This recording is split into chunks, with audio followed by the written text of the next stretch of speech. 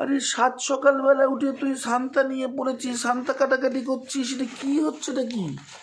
আরে মেয়ের স্কুলে কি ক্রিসমাস পার্টি না ক্রিসমাস ডেকোরেশন রয়েছে? মেয়ের স্কুলে তো এতগুলো হোমওয়ার্কও রয়েছে।